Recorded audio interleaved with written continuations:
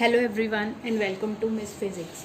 सो आज की वीडियो में हम करेंगे न्यूक्लियर फिज़िक्स के रिलेटेड एमसीक्यूज़। ठीक है, जो डिफरेंट टॉपिक्स पे होंगे। हम डेली ऐसे ही एमसीक्यूज़ करेंगे जो अलग अलग टॉपिक्स पे होंगे। उसकी मतलब अगर आपने टॉपिक किया हुआ है, थ्योरी की हुई है, ठीक है, तो आप देखोगे तो यहाँ पे हम कैसे उनको एमसीक्यूज़ में जैसे कंसेप्ट कैसे हम यूज़ कर सकते हैं। ठीक है, so let's start the video. So the first question is the most stable isobar for a nucleus with mass number A is equal to 125 is. ठीक है, हमें मास नंबर दिया हुआ है 125, उसके कॉरस्पॉन्डिंग हमने मोस्ट स्टेबल आइसोबार फाइंड करना है एक न्यूक्लियस के लिए जिसका मास नंबर कितना है 125 and the options are given. ठीक है, सो टेक अ पॉज करिए आप अपनी वीडियो को और ट्राई कीजिए इसे सॉल्व करने के लिए. ठीक है, खुद से आंसर निकालिए, फिर इसका सॉल्यूशन देखना, चेक करना कि आपका आंसर सही है या नहीं. ओके, सो चलिए आंसर इसका देखते हैं सॉल्यूशन. सो लास्ट वीडियो में हमने किया था there is only one formula to find the most stable isobar for a nucleus, that is Z is equal to A divided by 1.98 plus 0.15 A raise to power 2/3. ठीक है, so हमें क्या करना है, just substitute the value of A and solve for the answer. So A is equal to 125, 1.98 plus 0.15, 125 raise to power 2/3. ठीक है, so now it's easy to find 125 raise to power 2/3. इस पर हमें कोई टिक लगाने की ज़रूरत नहीं है क्योंकि ये डायरेक्ट क्यूब बन जाएगा. 125 5 का क्यूब बन जाएगा. ठीक है, सो 2/3 करेंगे तो 3 से 3 कैंसिल हो जाएगा, 5 स्क्वायर, तो ये कितना बच गया यहाँ पे 25. ठीक है, सो ये वैल्यू हम यहाँ पे सब्स्टिट्यूट कर देंगे. देयरफॉर Z कितना आ गया 125 डिवाइडेड बाय 1.98 प्लस 0.015 इंटू 25. जब आप इन दोनों को मल्टीप्लाई करोगे तो हमारे पास आंसर आएगा 0.357 इट्स 0.375. ठीक है, प्लस कर दीजिए डिनोमिनेटर की दोनों टर्म्स को, तब हमारे पास आएगा प्लस करके इट इज़ 2.355. और जब इन दोनों को हम डिवाइड करेंगे तो हमारे पास Z आ जाएगा 53.07. ठीक है, तो अप्रॉक्सीमेटली ये किसके इक्वल हो गया 53. Now we will see the options. Option में देखेंगे कि ये किसके क्लोज है. So the first option is 50 से तो ये ज़्यादा दूर हो गया 55. दूसरा थर्ड क्या है 58 and the last option is 52. सो अगर हम देखें तो 53 है वो किसके नियर बाय है सबसे ज़्यादा, that is 52. So the answer will be Z is equal to 52. So this is the answer. ठीक है, अब यहाँ पे क्या है कि कंफ्यूजन क्रिएट नहीं करनी फिर से, क्योंकि यहाँ पे जो टर्म्स है वो डिफरेंट दी हुई हैं. कोई ऐसी नहीं है कि बहुत ज़्यादा इनकी क्लोजनेस हो. कई क्वेश्चंस तो ऐसे होते हैं 50, 52, 53, 54 ऐसे दे दिया. ठीक है, अगर सपोज कर लो आपके पास यहाँ पे ऑप्शन 53 होती तो हम ऑप्शन कौन सी चूज़ करते 53. ठीक है, क्योंकि हमारे पास एग्जैक्ट वैल्यू उसकी आ रही है, that is 53. Okay, so next question is question number 2 is the spin and parity JP for a nuclei lithium 37 and sodium 11, 23 in ground state are respectively. And the options are, first option is 3/2 negative and 3/2 positive. Second is 3/2 negative and 5/2 positive. Third is 3/2 negative and 5/2 negative. And the last one is 3/2 positive and 3/2 negative. अब इसमें कई बार क्या confusion हो जाती है. यहाँ पे देखिए रिस्पेक्टिवली लिखा हुआ है. आपको पता है कि रिस्पेक्टिवली का मतलब क्या होता है. मीन्स ये जो फर्स्ट वाली वैल्यू आएगी वो किसके लिए आएगी, लिथियम 3 वाली होगी. ठीक है, और जो सेकंड वाली वैल्यू होगी वो किसके लिए होगी, सोडियम 11 के लिए होगी. सो इसमें कोई कन्फ्यूज़न क्रिएट नहीं करनी वहाँ पे. ठीक है, सो द सोल्यूशन. अब ये जो क्वेश्चन है that is belongs to shell model.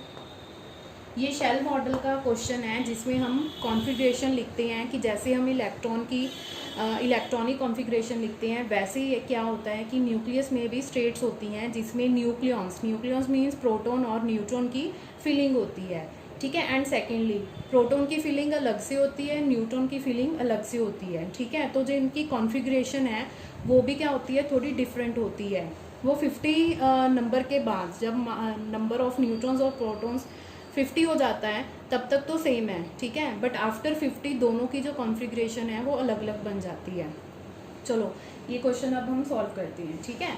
Second point इसमें ये है कि शेल मॉडल में अगर हमें ग्राउंड स्टेट पैरिटी और एंगुलर मोमेंटम या स्पिन हमें लिखा हुआ हो, फाइंड करनी हो, तो वो सिर्फ ऑड नंबर ऑफ प्रोटॉन्स या न्यूट्रॉन्स के लिए लिखी जाती है, वो इवन नंबर के लिए नहीं लिखी जाती, ठीक है। So this is the first point, we have to find only the odd number, चाहे वो नंबर प्रोटॉन्स का हो, ठीक है, चाहे वो नंबर किसका हो, न्यूट्रॉन्स का हो। तो हम एग्जांपल, हमारे पास क्वेश्चन है, इसको सॉल्व करते हैं, ठीक है। Firstly we will take lithium 37। सो लिथियम 37 में एटॉमिक नंबर इसका कितना है, Z कितना है, 3 है, ठीक है। एंड नंबर ऑफ न्यूट्रॉन्स हम कैसे फाइंड करते हैं, mass number minus atomic number. तो नंबर ऑफ न्यूट्रॉन्स यहाँ पे कितने आ जाएंगे, 4। सो सी हेयर, अब हम यहाँ पे न्यूट्रॉन का नंबर जो आ रहा है that is 4 and this number is even. So even के लिए हम जो कॉन्फ़िगरेशन है शेल मॉडल में जो हमने स्टडी की थी वो हम नहीं लिखेंगे, हम सिर्फ किसके लिखेंगे, ऑड नंबर के लिए। और यहाँ पे ऑड नंबर किसका आ रहा है, that is odd number is number of protons, ठीक है। कितने प्रोटॉन्स हैं, 3 हैं। सो हम लिखेंगे इलेक्ट्रॉनिक कॉन्फ़िगरेशन 1s1/2। इसमें कितने न्यूक्लियॉन्स होते हैं, प्रोटॉन्स या न्यूट्रॉन्स होते हैं, दैट इज़ 2, ठीक है। नेक्स्ट लेवल होता है 1p3/2, ठीक है। अब देखिए हमें टोटली कितने प्रोटॉन्स फिल करने हैं, 3। तो 2 तो किस लेवल में आ गए, S में आ गए। अब लास्ट जो है वो किस में जाएगा, 1p3/2, ठीक है। अब ये क्या होती है, एक स्पेक्ट्रोस्कोपिक टर्म होती है जो जिसे हमें कैसे रिप्रेजेंट करते हैं, ठीक है। N L यहाँ पे होता है J और यहाँ पे होता है 2J+1, ठीक है। मीन्स जो मैंने ये वैल्यू लिखी हुई है आप ऐसे लिख सकते हो, 2J+1, क्लियर है। तो अगर हम इन दोनों टर्म्स को आपस में कंपेयर करें, एन की वैल्यू हमें नहीं चाहिए, ठीक है। वी विल स्पिन फाइंड करने के लिए हमें चाहिए जे की वैल्यू, ठीक है। तो जे अगर यहाँ पे कंपेयर करें तो जे की वैल्यू कितनी आ जाएगी, 3/2 आ गया जे, ठीक है।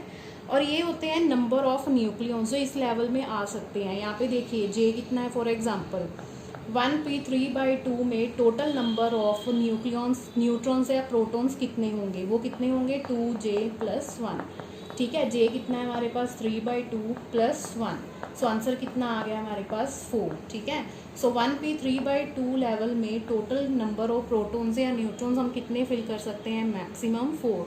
This is how to calculate the number of protons और number of neutrons to be filled in any level, ठीक है। आप जे की वैल्यू से यहाँ पे चेक कर सकते हो, okay. Let's come back to our main question, ठीक है। तो जे हमारे पास आ गया। अब यहाँ पे पी है, हमें पता है कि एल की वैल्यू 0 होती है तो कौन सा सब शेल होता है हमारे पास, शेल होता है एस। एल 1 होता है तो कौन सा होता है, पी, ठीक है। तो from here this value, L की वैल्यू कितनी आ गई, 1, ठीक है। And we know how to calculate parity, parity होती है -1⁻1, ठीक है। तो ये कितनी आ गई, -1। अब देखिए क्वेश्चन में भी उन्होंने साफ दिया हुआ है, स्पिन एंड पैरिटी को हमें इस फॉर्म में रिप्रेजेंट करना है। मीन सबसे पहले हमें जे की वैल्यू लिखनी है, उसके ऊपर हमें क्या लिखनी है, पैरिटी, ठीक है। तो जे हमारा कितना है, 3/2, पैरिटी कितनी आ गई, नेगेटिव, ठीक है। So this is the spin and parity for lithium 37। Is it clear? So in the same way we can calculate the parity for sodium 1123, ठीक है। आप लिखिए तब तक कॉन्फ़िगरेशन लिखिए, उसमें वैल्यू सब्स्टिट्यूट करिए and find the value of G। Okay, next we will solve for sodium 1123. So see here, sodium 11 में नंबर ऑफ प्रोटॉन्स कितने हैं, 11, नंबर ऑफ न्यूट्रॉन्स कितने आ जाएंगे, 23 - 11 = 12। Again here number of neutrons are even, ठीक है। तो हम यहाँ पे इसकी कॉन्फ़िगरेशन नहीं लिखेंगे, हम सिर्फ किसके लिए सब्स्टिट्यूशन करेंगे, प्रोटॉन्स के लिए। सो this is the configuration for protons, ठीक है। सो 1s1/2, इसमें मैक्सिमम कितने प्रोटॉन्स आएंगे, 2, ठीक है। Again you can calculate by using the formula 2J+1, ठीक है, to find the number of protons और neutrons to be filled in any state, ठीक है।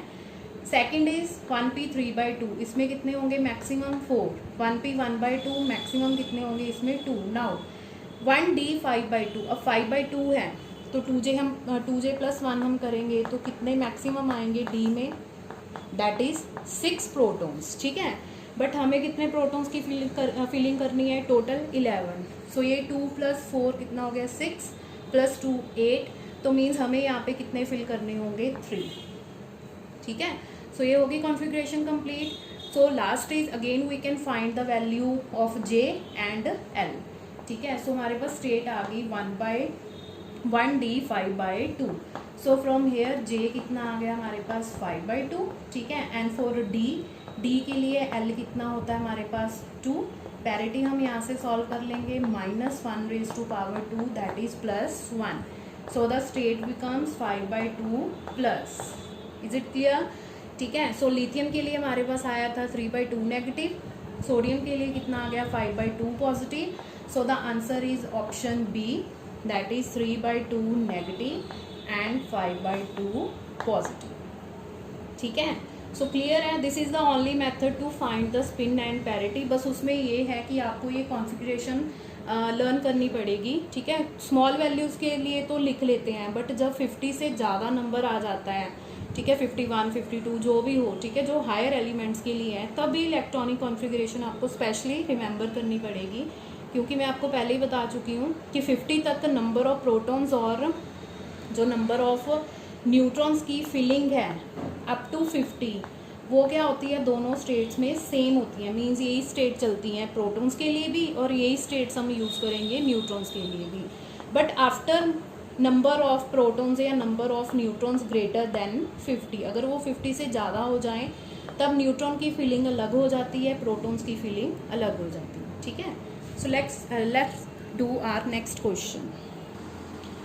Third question is, according to Shell model, the nuclear magnetic moment of S1633 nucleus is, and the options are given, ठीक है। Options आपको given है। अब आप पहले तो ऑप्शन देख लीजिए ध्यान से, यहाँ पे दो वैल्यूज़ ही दी गई हैं, ठीक है। एक तो 2 प्लस में दी हैं, दोनों वैल्यू सेम किस में दी हैं, माइनस में। तो इसका मतलब ये है कि आपको जो भी आंसर आएगा उसका जो साइन है वो आपको उसको ध्यान में रखना पड़ेगा, ठीक है। अगर आपने साइन गलत यहाँ पे लगा दिया तो आपका आंसर क्या हो जाएगा, गलत हो जाएगा, ठीक है। सो ये भी जो क्वेश्चन है that is on the basis of shell model, ठीक है। क्योंकि शेल मॉडल से हम स्पिन भी निकाल सकते हैं, पैरिटी भी निकाल सकते हैं किसी न्यूक्लियस की। अब हम इस क्वेश्चन में देखेंगे how to find the magnetic movement, nuclear magnetic movement of any nuclei by using shell model. इसके लिए हमें वही प्रोसेस रिपीट करना पड़ेगा, means we have to write the configuration, means हमें यहाँ पे फिर से प्रोटॉन और न्यूट्रॉन्स की फिलिंग करनी पड़ेगी। सो फिलिंग करने से पहले हमें ये देखना पड़ता है कि ऑड नंबर किसका है। अब इसमें z कितना हो जाएगा, नंबर ऑफ प्रोटॉन्स कितना हो जाएगा 60 एंड नंबर ऑफ न्यूट्रॉन्स कितना हो जाएगा 33 - 60 = 70। Now see here in this question number of protons क्या है हमारे पास इवन है, ठीक है, बट नंबर ऑफ न्यूट्रॉन्स क्या है ऑड है। तो यहाँ पे जो फिलिंग होगी वो किसके लिए होगी, ऑड न्यूट्रॉन्स के लिए। So let's fill the values.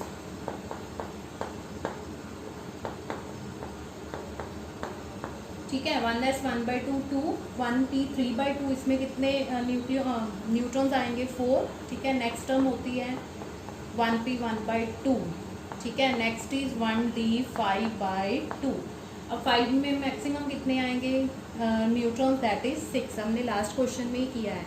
तो यहाँ तक कितने हो गए 4 and 4 8 and 6 14, अभी 3 बाकी है, ठीक है। सो नेक्स्ट टर्म होती है 2s 1/2, तो इसमें मैक्सिमम न्यूट्रॉन्स कितने आएंगे 2। नाउ द लास्ट अब जाएगा 1d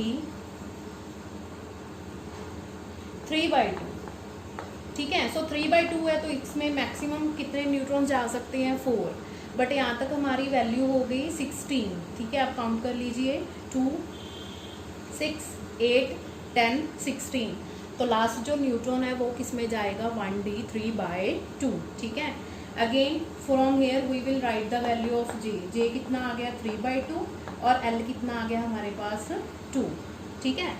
अब हम सबसे पहले फॉर्मूला देखते हैं कि इसमें आपको कोई कैलकुलेशन नहीं करनी, जो न्यूक्लियर मैग्नेटोन का हमने फॉर्मूला देखा था कि EH क्रॉस की वैल्यू फिल करनी है या कुछ भी नहीं, वो डायरेक्ट रिलेशन है आपके पास, ठीक है। सो द रिलेशन इज, ये इंपॉर्टेंट है, आपको रिमेंबर करना है, mu will be equal to -1.19 mu N, ठीक है। कब? If J is equal to L plus 1/2, ठीक है, and mu will be equal to 1.91, ठीक है, J divided by J plus 1 mu N. ये जितने भी आंसर होते हैं वो सारे किसकी टर्म्स में आते हैं? Mu N. And mu N हमारे पास क्या होता है? Nuclear magneton. जैसे बोहर मैग्नेटोन होता है वैसे क्या होता है? न्यूक्लियर मैग्नेटोन, ठीक है। So you have to remember this formula to find the nuclear magnetic movement of any nucleus, ठीक है। And this is for neutrons. ये कब यूज करना है हमें? जब हम न्यूट्रॉन्स की फिलिंग करेंगे। अब इस क्वेश्चन में देखिए, हम प्रोटॉन्स की फिलिंग नहीं कर रहे, हम किसके लिए फिलिंग कर रहे हैं यहाँ पे? न्यूट्रॉन्स के लिए। So this formula is only for neutrons, you can not use this formula for protons, ठीक है। अब हमें देखना है कि इन दोनों में से कौन सी वैल्यू हमें यूज करनी है। वो कैसे पता चलेगा कि J की वैल्यू है वो L प्लस हाफ बन रही है या वो L माइनस हाफ बन रही है? नाउ सी हियर, ठीक है। J कितना है? 3/2, L कितना है? 2, ठीक है। सो अगर हम करें 2 माइनस 1/2, L माइनस 1/2, ठीक है, तो ये बन जाएगा 4 माइनस 1/2, दैट इज 3/2। सो ये वैल्यू हमारे पास जो J की बन रही है that corresponds to L minus 1/2, ठीक है। क्लियर है? सो बस अब हमें क्या करना है, अब हम फॉर्मूला सेलेक्ट करेंगे for J is equal to L minus 1/2, means we will use this relation, ये रिलेशन यूज करेंगे। आंसर देखिए किसमें दिया हुआ है? In terms of mu N दिया हुआ है, means we don't have any need to solve mu N, just substitute the value of J here, ठीक है, एंड सॉल्व फॉर म्यू।